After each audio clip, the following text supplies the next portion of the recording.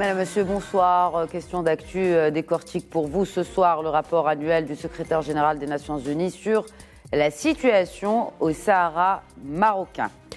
On notera d'abord que son contenu, donc le contenu de ce rapport, va à l'encontre des prétendues avancées de guerre telles que proclamées par le Polisario.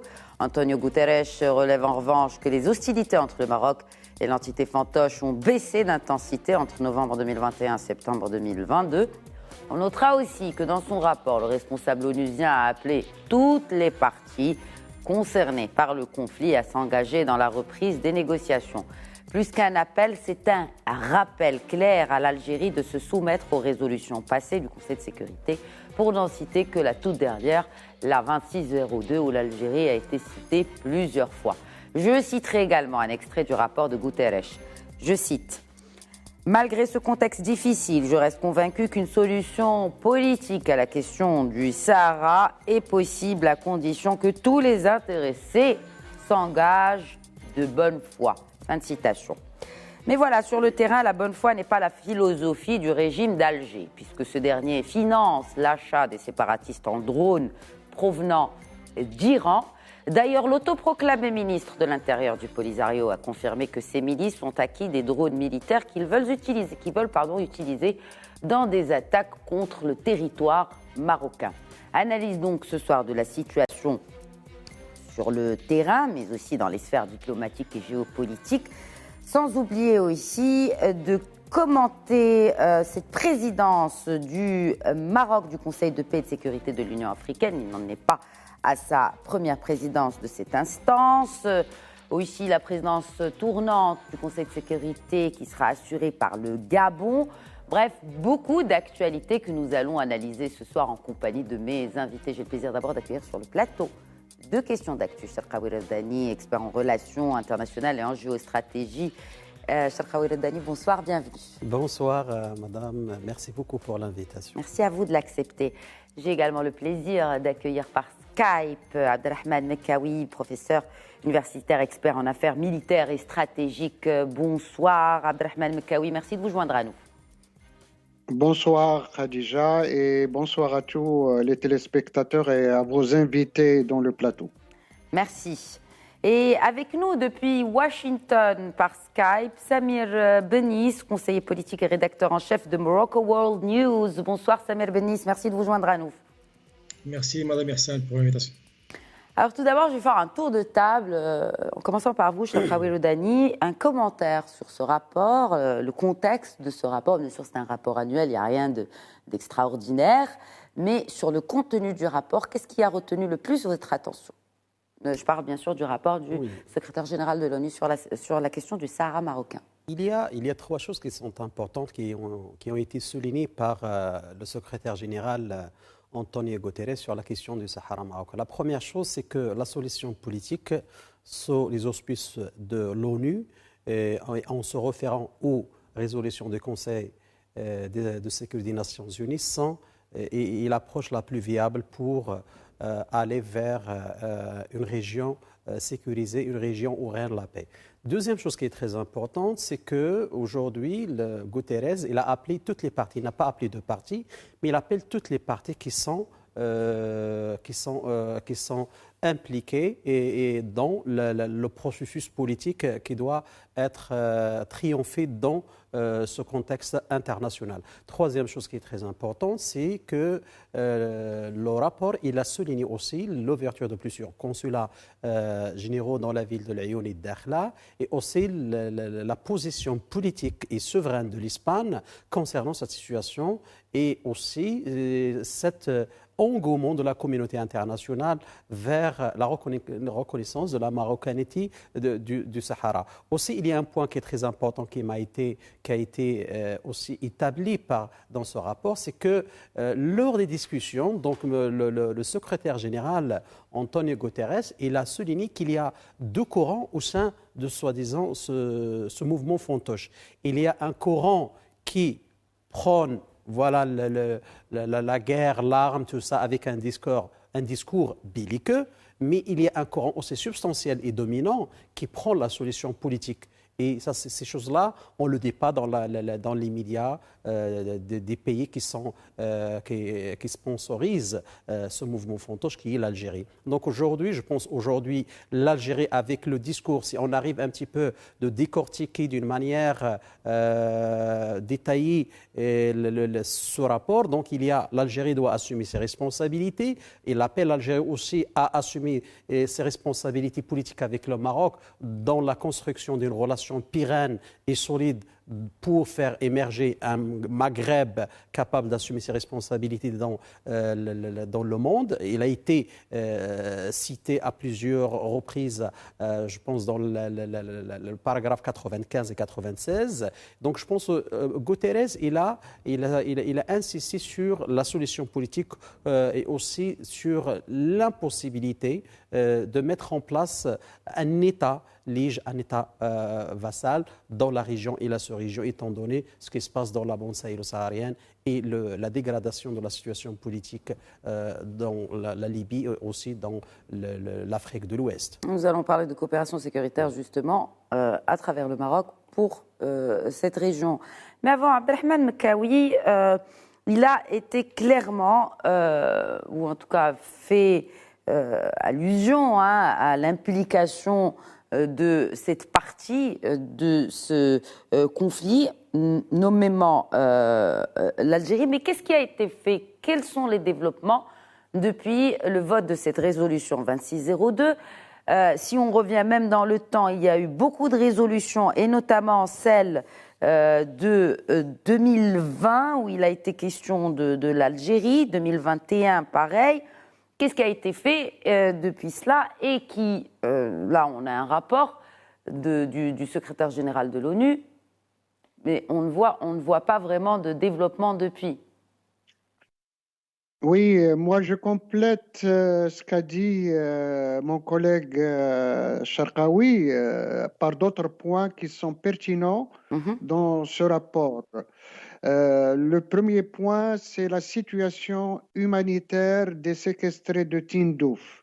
Et la première fois que le rapport et le secrétaire général Antonio Guterres insistent sur une solution pacifique, politique, pour trouver une solution, premièrement pour le recensement de ces réfugiés, entre guillemets, et la sécurité alimentaire de ces soi-disant réfugiés. On sait que les dernières fuites de quelques services de renseignement espagnols font état des origines des séquestrés de Tindouf, dont la majorité sont des Mauritaniens, des Algériens qui habitent la wilaya de Tindouf ou de Béchar et qui viennent le matin à Tindouf dans les camps, et quand il y a des visites officielles des émissaires de l'ONU, et il y a aussi d'autres originaires du Sahel et même de Cuba.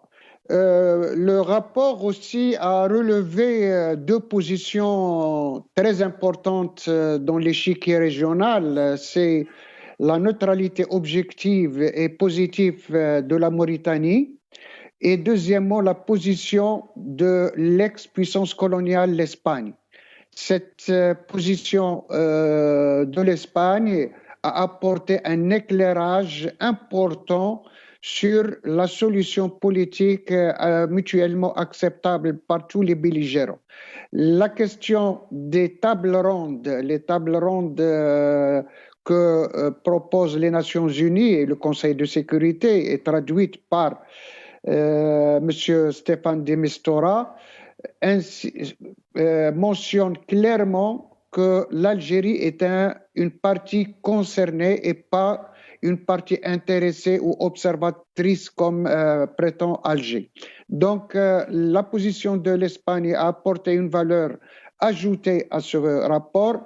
L'insistance sur la neutralité de la Mauritanie, c'est un point important, et sur aussi la question de l'Europe. L'Europe qui est en train de repenser sa position concernant ce conflit dont les acteurs sont connus, les quatre parties concernées, malgré que la milice du Polisario épouse les mêmes positions que les dirigeants du système militaro-politique, comme disait Macron, d'Alger, restent toujours ses positions de 1975 et ne veut rien savoir. Il n'a pas fait d'efforts pour améliorer la situation, malgré que M. Antonio Guterres insiste sur le contexte régional qui est très brûlant, très instable, et surtout la question du terrorisme qui menace toute la région, y compris l'implosion de plusieurs États de la région de l'Afrique du Nord. Très bien. Un mot sur le rapport, Samuel Benes, le rapport d'Antonio Guterres. Peut-être quelque chose à ajouter, peut-être un commentaire sur ce qui a été évoqué par nos invités ce soir, avant qu'on fasse aussi peut-être un rappel des résolutions qui ont été votées par ce Conseil de la sécurité et qui consacrent l'Algérie comme partie principale dans le processus politique, et notamment depuis 2018 avec cette résolution 2440. Mais avant, peut-être un commentaire sur le rapport. La première chose à relever, c'est que le sens de l'histoire dans le contexte actuel en ce qui concerne la question du Sahara nous montre que depuis maintenant plus d'une quinzaine d'années, il y a un consensus international sur le fait qu'il n'y aura pas de solution à la question du Sahara sans passer par une négociation qui devrait déboucher sur une résolution politique mutuellement acceptable. Ça veut dire que déjà la question du référendum ou de l'établissement d'un État fantoche au sud du Maroc est hors de question. Deuxièmement, depuis maintenant 5 ans, les rapports du secrétaire général insistent sur le fait qu'il faut que les parties au conflit, y compris l'Algérie, qui, depuis la résolution 2440, a été mentionnée 5 fois dans ces résolutions, y compris l'Algérie et la Mauritanie, qu'ils devraient participer dans les tables rondes en vue de parvenir à une solution politique mutuellement acceptable. Et là, j'aimerais bien relever que aussi bien ce rapport que les 5 rapports précédents insistent sur le fait qu'il faudrait que cette solution soit réaliste et praticable sur le terrain. Ça veut dire que le plan d'autonomie marocain qui a été soutenu récemment et par l'Espagne et par l'Allemagne et aussi la Hollande est la solution, la seule solution à même de permettre aux partis et à la communauté internationale de parvenir à une solution définitive au conflit. Oui, professeur Mkawi, en tant qu'expert justement en géostratégie et aussi en affaires militaires, que signifie cette affirmation contenue dans le rapport sur les déplacements de la MINURSO entravés par le Polisario? Oui, j'ajoute un autre point qui a été soulevé et qui est un peu l'objet de cette réunion du Conseil de sécurité, c'est la prolongation de la force de la MINURSO au Sahara jusqu'à octobre 2023. C'est un point important. Et M. Guterres, pour justifier le financement de cette force multinationale qui surveille le cessez-le-feu et qui applique à la lettre l'accord du cessez-le-feu de 1991 signé avec l'ONU entre le Polisario et le Maroc. Donc, et les 2 autres pays concernés, à savoir l'Algérie et la Mauritanie. Donc, la question de l'escalade que le Polisario a essayé de donner l'impression que la région ou le territoire marocain, saharien marocain, est un territoire de guerre, d'hostilité entre les forces armées royales et la milice du Polisario.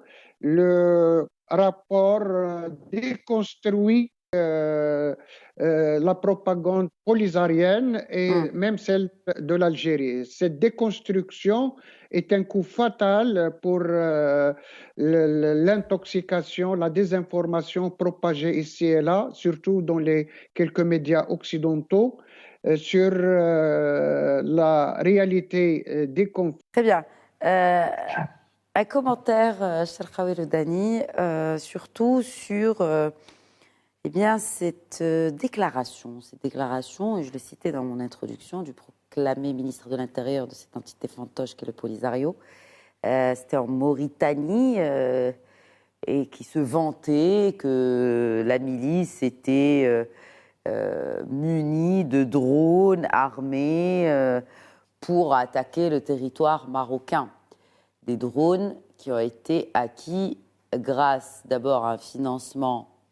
Il ne faut pas aller très loin pour comprendre que c'est l'Algérie qui a financé tout cela, mais c'est surtout la provenance qui inquiète aujourd'hui nombre d'observateurs, c'est l'Iran.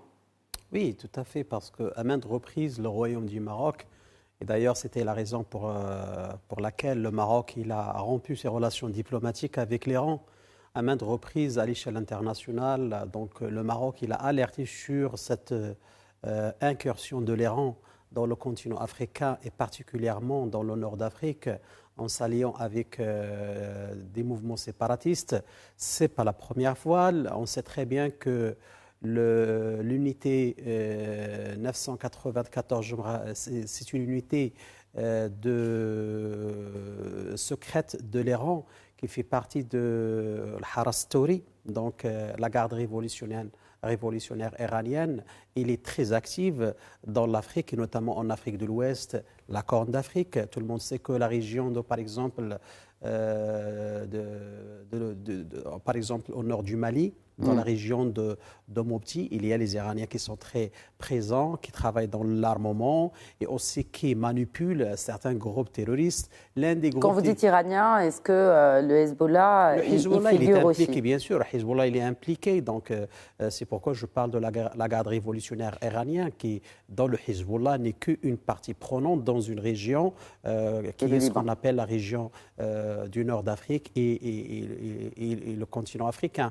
Donc, tout le monde que, par exemple, la mouvance séparatiste au Sénégal aussi, il a été armé par le Polisario, par les Iraniens, par Hezbollah. L'un des mouvances djihadistes les plus importants qui est Boko Haram au Nigeria, l'origine c'était le mouvement djihadiste de Ibrahim Zakzaki, c'est un mouvement qui conduisait une mouvance chiite. Donc aujourd'hui, cette incursion, c'est un secret polichinelle. Donc le monde entier sait que l'Iran, il a des ambitions stratégiques. Il est à travers un opportunisme stratégique et politique et diplomatique dans le continent africain en train de mettre en place des centres pour aider donc certains groupuscules, certains groupes, certains mouvements séparatistes, sachant bien qu'en Afrique, il y a 27 mouvements séparatistes. Quand vous essayez de décortiquer, vous voyez donc qui est dans le sillage et qui autour de ces mouvances, on voit que l'Iran, dans la plupart des cas, il est présent dans l'équation. Donc, et de fait, aujourd'hui, cette incursion iranienne montre que pour l'Iran, comme pour l'Algérie, on voit qu'il y a un axe satanique qui est en train de se mettre en place et dont l'objectif est de déstabiliser pas que le Maroc, mais aussi l'Afrique de l'Ouest et la bande sahélo-saharienne. Donc je pense aujourd'hui, la communauté internationale, je pense, doit réagir parce que c'est très dangereux lorsque on voit que des rapports américains, des rapports occidentaux ont mis l'accent sur la connivence qui existe entre le séparatisme et le terrorisme. Donc aujourd'hui, c'est une question. Donc on voit un groupe terroriste, on voit par exemple le groupe de l'État islamique au Grand Sahara. On sait bien que 80% des membres de ce groupe sont du Polisario. Donc, qu'est-ce que vous allez voir, qu'est-ce que vous allez attendre de cette armée, un groupe terroriste comme ça, avec des drones, avec des moyens et des logistiques d'une guerre conventionnelle, c'est-à-dire que c'est le chaos qui va régner dans la bande saharienne. Et tout le monde sait que la région de l'Iptako-Gourma, ou bien la région des trois frontières entre le Mali, le Burkina Faso et aussi le Niger, c'est une région explosive. Tout le monde sait bien qu'il y a une certaine des problèmes politiques. Il y avait un coup d'État récemment au Burkina Faso. On sait très bien que 40% de territoire burkinabé, il est contrôlé par des djihadistes, par des groupes terroristes. Le Niger, c'est un pays qui est aussi fragile au niveau sécuritaire. Donc, et où il y a une présence de cellules iraniennes. Le Niger, le Ghana, vous avez cité tout à l'heure le Sénégal, la République démocratique du Congo, pour ne citer que ces pays. Le Cameroun aussi. Voilà. Donc c'est un réel cancer, c'est une métastase de cette présence des mollahs qui s'étendent sur le territoire africain. Donc, et de fait, aujourd'hui, lorsqu'on voit donc, cette déclaration, c'est l'illustration aussi de ce que le Maroc a toujours insisté et a toujours essayé de réclamer, de montrer, de pointer le doigt de le rôle de certains pays arabes, malheureusement, qui soutient la présence iranienne dans la région. Tout le monde le sait. Là où les rangs présents, par exemple le Yémen, dans les pays du Golfe, on sait que l'Iran il a été responsable des attaques terroristes dans les Émirats arabes. Là où l'Iran existe en Irak avec le Hajj Shabi, donc l'Iran sème la terreur et le désordre total. Ça, c'est inacceptable pour le Royaume du Maroc parce que la sécurité nationale marocaine elle est menacée. Donc, de fait, on peut comprendre ces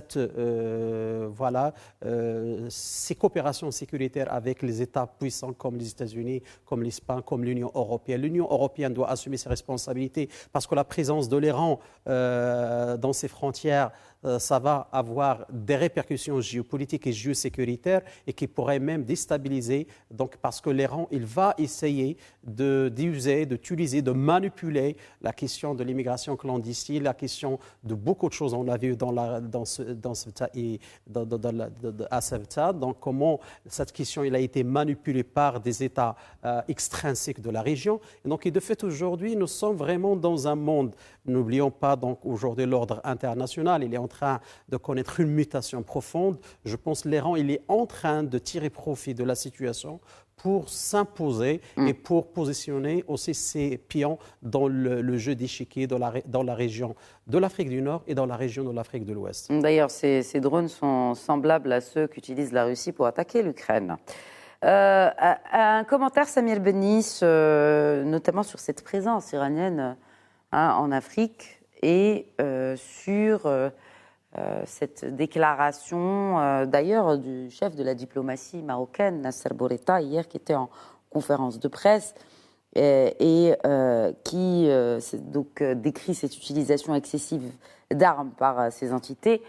Et il a d'ailleurs comparé les Houthis au Yémen aux milices des Polisario est très dangereuse car elles ne sont pas autorisées à utiliser des armes, mais l'Iran continue de s'immiscer dans les affaires intérieures du Yémen et de s'opposer à l'intégrité territoriale du Maroc en armant ses milices. Pourquoi l'Iran, selon vous, s'intéresse autant à cette question d'intégrité territoriale du Maroc ? Tout d'abord, je voudrais signaler qu'à travers ces déclarations du président, ce responsable du Polisario, on voit bien que l'Algérie et le Polisario se tirent une nouvelle balle au pied et qu'ils offrent une nouvelle carte au Maroc pour l'utiliser contre eux. Et là, on sait bien maintenant, c'est plus question de si l'Iran soutient le Polisario ou pas. Maintenant, les faits ils sont avérés. On sait bien que depuis maintenant pratiquement une décennie, il y a eu une coopération étroite entre l'Iran et l'Algérie et un rapprochement qui ne fait aucun doute. Et je rappelle qu'il y a 3-4 ans, il y a eu une controverse en Algérie sur la présence d'un conseiller iranien à l'ambassade d'Iran en Algérie qui s'appelle Moussaoui, qui était apparemment, et maintenant je pense que les faits sont avérés, qui était le lien entre le Polisario, le Hezbollah et l'Iran. Maintenant, le débat ne doit plus être sur le fait de si l'Iran soutient le Polisario ou pas, mais que doit le Maroc faire pour sensibiliser la communauté internationale et pour porter une estocade à la thèse séparatiste de l'Algérie. Je pense que maintenant, le moment est plus propice que jamais pour que le Maroc mène une offensive diplomatique et aussi médiatique pour... Est-ce que le fait que le Maroc préside le Conseil de paix et de sécurité à l'Union africaine pourrait éventuellement remettre au devant de la scène cette question, ou plutôt cette menace iranienne sur l'ensemble du territoire africain, parce que il ne s'agit pas que ce n'est pas que cette région sahélo-saharienne qui est menacée, mais maintenant, comme on l'a cité tout à l'heure avec Cherkaoui Lodani, ça commence à s'étendre à d'autres territoires africains. C'est justement ce que j'allais dire. Le Maroc devrait tirer profit de sa présidence ce mois d'octobre du Conseil de paix et de sécurité et de mettre sur la table la question des menaces terroristes que le Polisario pose contre la stabilité non seulement du Maghreb et du Sahel, mais de l'ensemble du continent africain. On sait que 25% des attaques terroristes qui se sont produites ces derniers mois dans le monde, ils se sont produits en Afrique. Et on sait bien les liens qui existent entre les différentes nébuleuses terroristes qui existent dans le continent. Et je pense que le moment est opportun pour le Maroc de pousser, d'user de son influence croissante dans le continent pour pousser ses alliés à réfléchir à l'idée de désigner l'aile militaire du Polisario comme une entité terroriste. J'ajoute que le Maroc devrait aussi pousser ses alliés arabes à en faire de même. On sait bien que si le Maroc essayait de pousser le Conseil de sécurité de l'ONU à désigner le Polisario comme entité terroriste, il se heurterait à l'opposition de la Russie, qui est le seul parrain de l'Algérie. Donc je pense que le Maroc devrait tout d'abord commencer par l'Union africaine et la Ligue arabe, et par la suite essayer de sensibiliser l'Union européenne. Je pense que maintenant, il n'y a plus question de traiter avec le Polisario en tant que partie prenante au conflit, car depuis que le Polisario a décidé de rompre unilatéralement le cessez-le-feu, il ne peut plus être considéré comme partie prenante au conflit, et que maintenant le Maroc devrait peser de tout son poids sur le plan continental et sur le plan international pour mettre plus de pression sur l'Algérie pour qu'elle se mette à la table des négociations pour parvenir à une solution politique. Maintenant, avec les décisions que l'Algérie a prises durant les derniers mois, notamment la rupture de ses relations avec l'Espagne à la suite de la décision espagnole de soutenir le plan d'autonomie marocain, il n'est plus question pour l'Algérie de se retrancher derrière ce discours obsolète et dire qu'elle n'est pas partie prenante et conflit. Et les faits sont clairs, et l'Algérie ne peut plus jouer dans la duplicité. Et je pense il appartient au Maroc de faire ce qu'il faut pour pousser la communauté internationale à mettre la pression sur l'Algérie. Oui. Alors justement, les autres enjeux, professeur Mkawi, les autres enjeux de cette présidence du Conseil de paix et de sécurité de l'Union africaine par le Maroc, et aussi surtout les dossiers chauds à traiter pendant cette présidence, qui n'est pas la première, oui, si Lodani, c'est pas. Nous ne sommes pas aujourd'hui à la première présidence du Maroc de cette instance. C'est la deuxième présidence de ce Conseil de paix et de sécurité. Le Maroc, donc il a de l'expérience.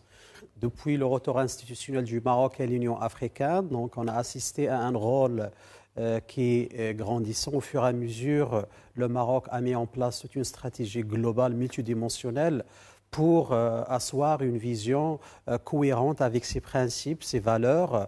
Donc c'est pourquoi le Maroc aujourd'hui est un acteur majeur capable d'apporter aussi son expertise en matière de lutte contre le terrorisme. La sécurité, c'est très important. On sait bien que ce Conseil de paix et de sécurité, c'est un organe central permanent et décisionnel.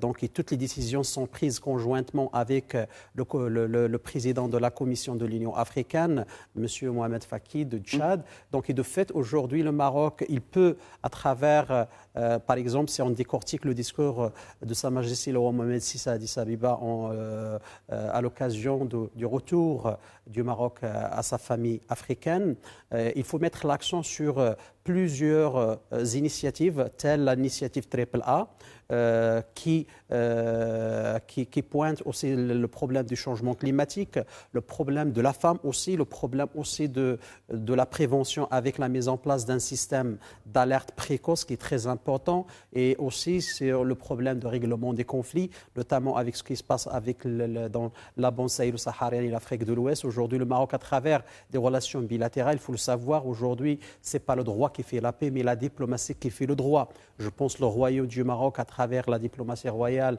avec une diplomatie religieuse, sécuritaire, le Maroc capable d'apporter donc des solutions, capable avec ses amis, par exemple sur le règlement du problème de la silica et les anti-balaka dans la Centrafrique. C'est un problème qui connaître une métamorphose et qui pourrait être une métastase, qui pourrait impacter d'autres pays qui sont fragiles, à l'image du Tchad et à l'image d'autres pays du lac de Tchad. Donc je pense aujourd'hui même au problème de ce qu'on appelle le problème du Bénin. Le nord du Bénin, c'est une région qui est très importante et qui connaît une certaine concentration de certains groupes terroristes à l'image de groupes de l'État islamique au Grand Sahara. Et je pense aujourd'hui, donc, la situation au Mali, la situation au Burkina, au Niger, avec tout ce qui se passe politiquement parlant. Donc le Maroc, à travers le Conseil de paix et de sécurité, capable vraiment de rassembler la communauté africaine, d'apporter certaines réflexions majeures pour en finir avec certaines solutions caduques sur des questions qui sont structurelles et sur des problèmes qui sont structurels dans le continent africain. Je pense, comme je viens de vous dire, madame, aujourd'hui, il y a un problème donc, de la crise russo-ukrainienne qui avait Alors des justement, impacts. puisque vous parlez de la crise russo-ukrainienne, comment l'Union européenne peut-elle être impliquée davantage dans ces problèmes africains ? Vous avez parlé tout à l'heure de la coopération. Il y a aujourd'hui une nécessité de revoir cette coopération UE-Afrique. Écoutez, la première chose, aujourd'hui, on doit commencer par priorité le problème qui existe. Le Maroc, depuis très longtemps, il prend une approche multidimensionnelle pour solutionner le problème. C'est-à-dire, par exemple, pour lutter contre le terrorisme, on a besoin de développer, comme c'est la condition sine qua non. Le développement, c'est très important. Ce n'est pas que l'approche militaire, l'approche sécuritaire. Donc, on a vu que, par exemple, la France, elle a failli au nord du Mali, comme plusieurs pays, comme l'Union européenne. Donc, aujourd'hui, il faut essayer de cristalliser une réflexion stratégique sur la manière avec laquelle on doit développer et on doit chercher des solutions adéquates à certaines équations dont les paramètres visibles et invisibles sont maniés et manipulés par des forces extrinsiques loin de la géopolitique africaine. Donc aujourd'hui, c'est ça le problème du continent africain. Donc aujourd'hui, avec ce qui se passe dans le monde, l'Afrique doit assumer ses responsabilités. Comme il a dit Sa Majesté en 2014 lors du sommet maroco-ivoirien, le forum maroco-ivoirien, Africa must trust Africa. Donc l'Afrique doit faire confiance à l'Afrique. Et c'est qu'à l'Afrique qu'on doit chercher le leadership. Ce n'est pas un pays ou bien deux, parce que tout le monde le sait, madame, l'Union africaine, c'est une institution, c'est un syndicat de certains présidents qui ont manipulé tout un continent pour des besoins, soi-disant, asseoir une vision pour rester dans le pouvoir, ou bien pour gérer certaines équations géostratégiques. Aussi, l'Union africaine ne dispose pas d'une souveraineté financière. Donc, comment on va chercher une souveraineté décisionnelle? Donc, ça, c'est une question aussi importante. Donc, par exemple, quand on parle de l'architecture de paix et de sécurité, sécurité de l'Union africaine, il faut travailler sur ce qu'on appelle les forces prépositionnées ou bien les forces en attente. Aujourd'hui, à l'exception de la CEDEAO, aucune communauté économique régionale n'est capable d'avoir ou bien d'apporter une solution. On l'a vu avec l'Éthiopie, avec la force de Tigré, populaire de Tigré, une situation qui pourrait impacter même la région de la Corne Afrique tout entière. On l'a vu par exemple au nord du Cameroun, il y a le séparatisme qui est en train de se réveiller, qui est en train de s'accentuer. Donc on l'a vu aussi même au nord du Mali, donc on voit le Burkina. Donc c'est très compliqué. Donc c'est pourquoi aujourd'hui il faut mettre en place toute une stratégie multidimensionnelle basée sur le développement, sur le problème du changement climatique qui est en train d'impacter. Et je pense l'initiative Triple A qui a été initiée par Sa Majesté lors de la rencontre de l'Afrique, l'action en Afrique qui a été à Marrakech. Je pense que c'est une initiative qui est très très importante qui pourrait apporter certaines réponses pour des problèmes qui sont structurels dans le continent africain. En parlant, d'ailleurs, le Maroc va abriter au cours de sa présidence de ce Conseil paix et sécurité de l'Union africaine une conférence politique à Tanger. Ce sera du 25 au 27 octobre et elle portera, comme vous le citiez tout à l'heure, sur la promotion du nexus paix, sécurité et développement. Samir Benis, puisqu'on parle de coopération, parlons de coopération sécuritaire et puisqu'on parle de nos voisins du Sud, parlons de nos voisins du Nord et cette coopération sécuritaire entre le Maroc et l'Espagne qui porte ses fruits depuis plusieurs années maintenant et qui vient comme souder davantage cette relation qui s'est rapprochée entre les deux voisins et les deux partenaires historiques que sont le Maroc et l'Espagne, malgré les pressions du voisin de l'Est.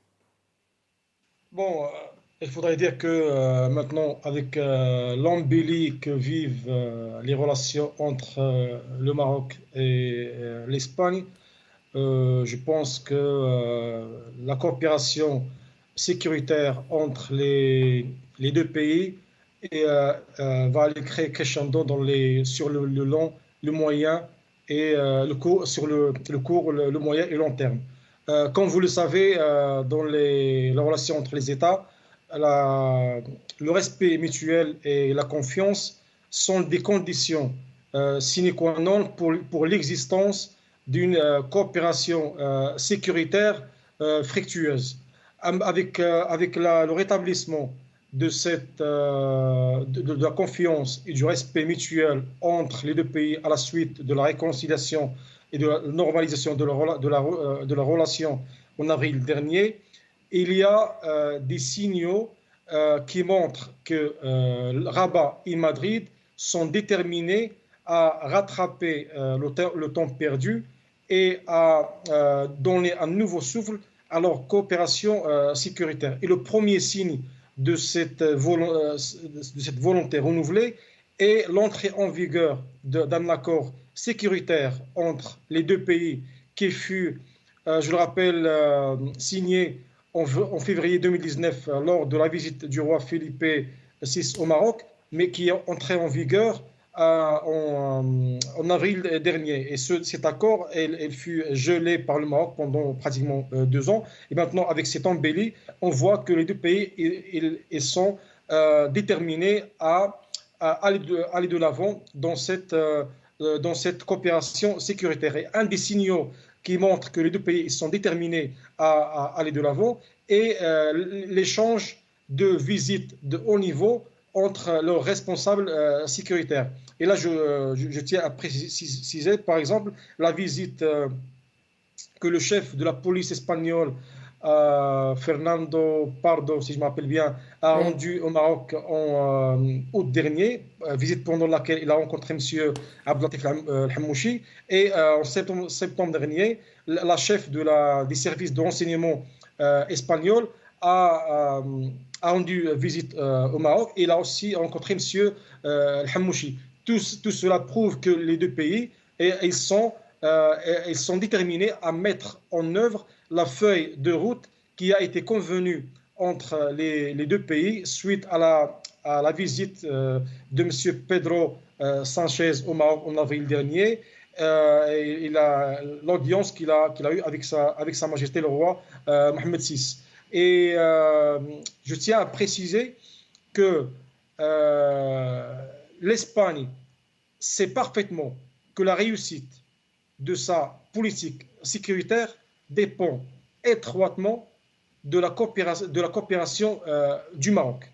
Qu'il s'agisse de la question de la lutte contre le terrorisme, le trafic de drogue, le crime organisé ou la traite des êtres humains, les Espagnols ils sont parfaitement conscients que la réussite de leur politique dans tous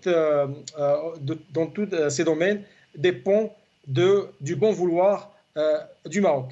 Et c'est la raison pour laquelle, d'ailleurs, les responsables espagnols ne manquent pas de rappeler cela lors de toutes leurs rencontres avec les responsables marocains. Et le coup de filet qu'il y a eu hier entre Melilla et Nador montre bien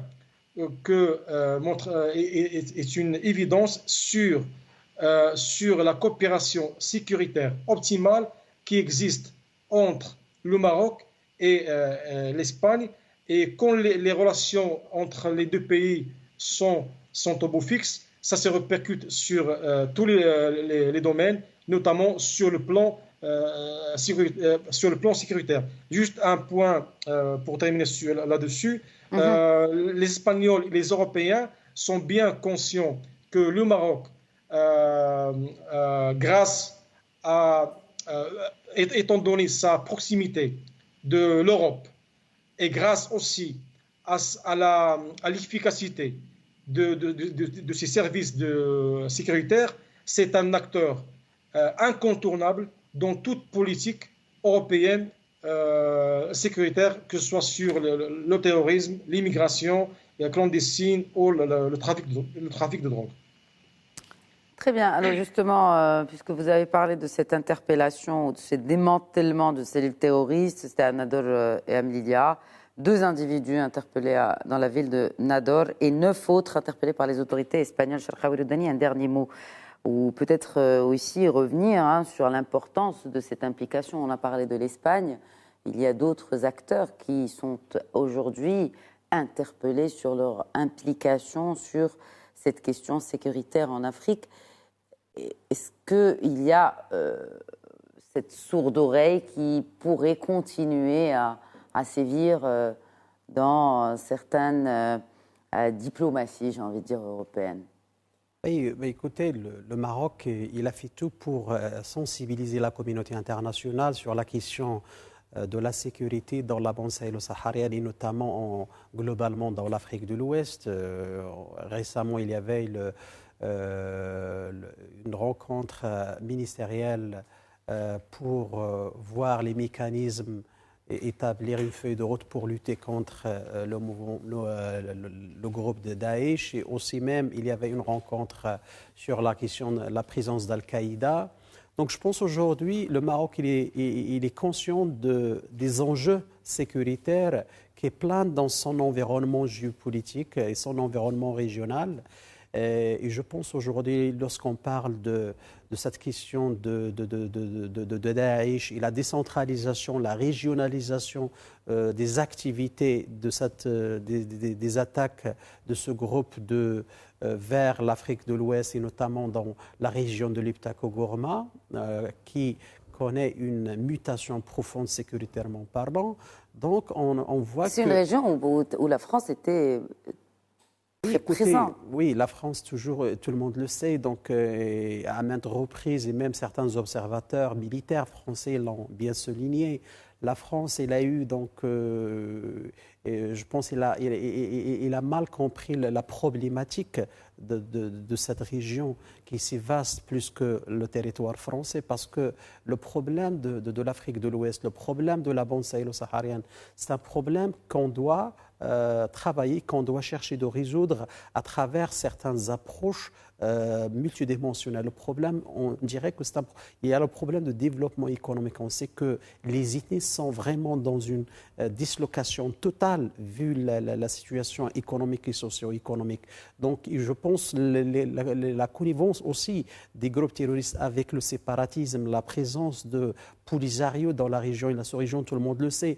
Plusieurs attaques terroristes ont été, le responsable a été Adnan Abou Walid Sahraoui, qui a été neutralisé par les forces françaises, mais en retard. Donc je pense aujourd'hui, tout ça exige une réflexion globale sur le devenir de la géopolitique, de la sécurité dans... Mais si l'économique pèse sur la géopolitique, vous pensez qu'on oublierait le sécuritaire ? Non, je pense aujourd'hui la sécurité, c'est la première condition de la liberté et de fait la première condition de développement. Donc il faut essayer de sécuriser, essayer de mettre en place des approches globales pour sécuriser la région et la sous-région, essayer un petit peu d'attirer l'attention de la communauté. Parce qu'on ne peut pas chercher des investisseurs. Il n'y aura pas des investisseurs demain après-demain donc, qui vont investir dans une région. Mais la communauté internationale, je me permets de vous interrompre, M. Khabalodani, la communauté internationale est comme prise par ce conflit russo-ukrainien, prise par les enjeux énergétiques avec l'approche de l'hiver, donc on ne pense pas à l'Afrique. Bon, cela dit, le Gabon va présider donc, la présidence tournante du Conseil de sécurité. Peut-être que cela pourrait aider à remettre aussi au devant de la scène ces problématiques purement africaines. Parce qu'on ne s'intéresse pas à l'Afrique. Maintenant, tous les regards sont tournés vers l'Europe. Écoutez, voilà. Et l'Europe est tournée vers elle-même. Ouais, l'un des problèmes aujourd'hui, l'une des erreurs qui est en train de commettre l'Union européenne et même les États-Unis, c'est de fermer les yeux sur ce qui se passe en Afrique. Tout le monde a vu dans la télé ce qui s'est passé lors du deuxième coup d'État au Burkina, à Ouagadougou, quels sont les drapeaux qui ont été brandis. Donc tout le monde sait bien qu'est-ce qui se passe dans la Centrafrique, qu'est-ce qui se passe dans le Niger.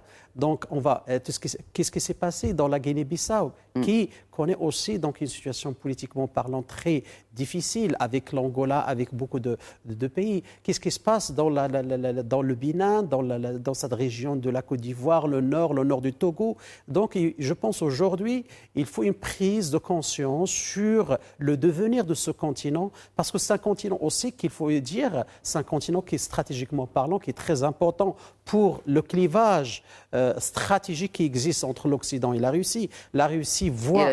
Et la Chine. La Russie et la Chine voient dans le continent africain une opportunité stratégique pour asseoir une vision, parce qu'on parle de la doctrine géopolitique du sud de l'Atlantique, on parle aussi de le Pacifique, l'Indo-Pacifique, et on parle aussi de la région du Corne d'Afrique, qui est une région aussi qui est très importante pour la Chine, et aujourd'hui, il y a vraiment une conflictualité existante entre la Chine et les États-Unis et entre la Russie et les États-Unis. Et de fait, aujourd'hui, le Gabon, effectivement, qui va présider le Conseil de sécurité des Nations Unies pendant un mois, et il a l'occasion aussi de veiller que certains dossiers stratégiques pour le continent africain, notamment le développement économique, notamment aussi la lutte contre le terrorisme, doit être une priorité pour le Conseil de sécurité des Nations Unies.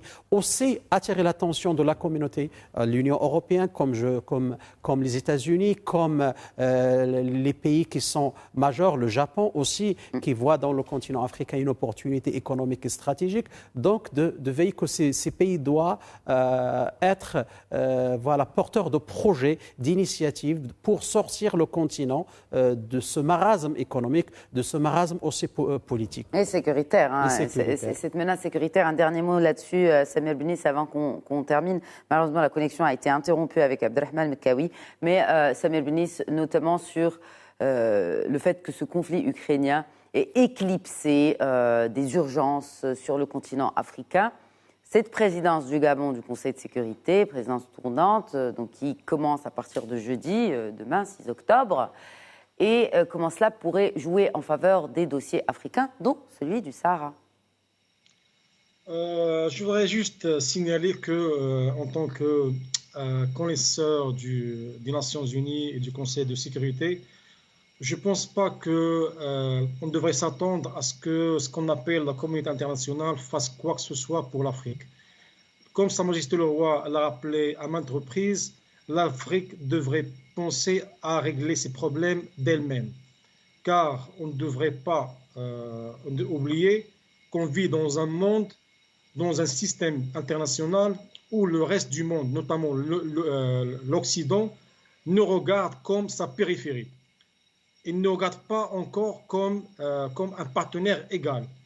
Et pour que ce continent puisse se frayer un chemin et s'imposer sur la scène internationale en tant qu'égal des autres, il faudrait compter sur soi-même.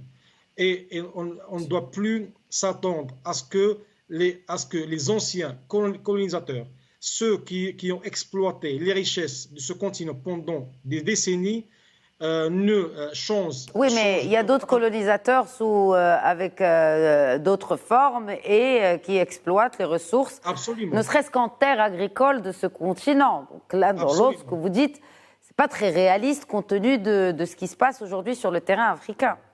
Absolument. Donc c'est pour cela que maintenant, je pense que le Maroc devrait utiliser son aura et la légitimité politique qu'il a acquise ces dernières années pour essayer de pousser ses alliés africains à mener une réflexion sur le rôle que l'Afrique devrait jouer sur la scène internationale et pour essayer de se serrer les coudes pour parler d'un front commun dans les forums internationaux. Car on sait bien que malheureusement, dans les forums internationaux, il manque une voix qui puisse parler pour l'Afrique. Et là-dessus, je rappelle qu'on parle depuis maintenant 30 ans de la réforme du Conseil de sécurité pour que l'Afrique puisse avoir une voix, mais les 5 pays membres, les 5 pays permanents s'opposent toujours à cela, car ils savent bien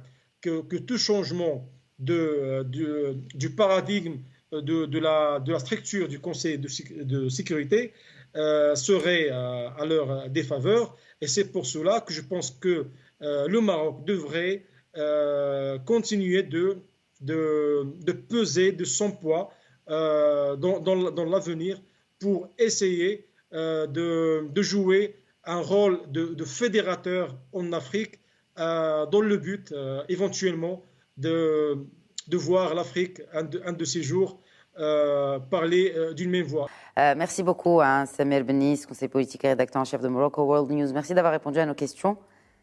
Avec plaisir. Merci, Cherkaoui Roudani. Merci beaucoup, mais j'aimerais bien rajouter juste une phrase qui est très importante. Moi, je pense à la lumière de ce qui se passe à l'échelle internationale et les spécificités du conflit, de la situation conflictuelle entre la Russie avec l'Ukraine d'un côté et la Russie et les États-Unis et l'Union européenne de l'autre côté. Je pense que la phraséologie qui va être adoptée dans la prochaine résolution du Conseil de sécurité des Nations Unies sera favorable au Royaume du Maroc. On va certainement suivre cela de très très près. Merci, Cherkaoui Roudani. Merci à tous de nous avoir suivis. Très bonne soirée à tous.